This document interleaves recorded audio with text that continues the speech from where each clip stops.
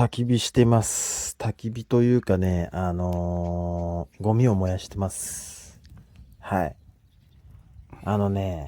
これはね、本日作った、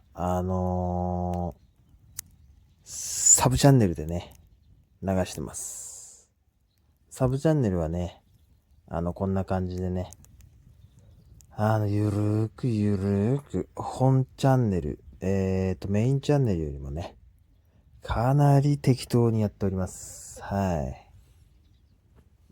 メインチャンネルの中の部分のね、切り取りそこから切り取ってね、ちょっと上げてます。って感じですね。はい。焚き火はいいですね。はい。焚き火はね、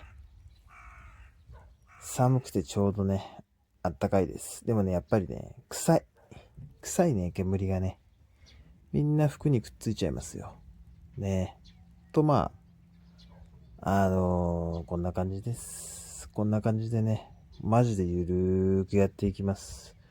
ゆるーくゆるーくゆるゆるです。はい。ね。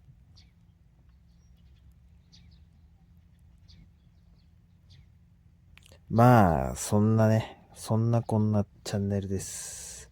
サブはね、なんで皆さんよろしくお願いします。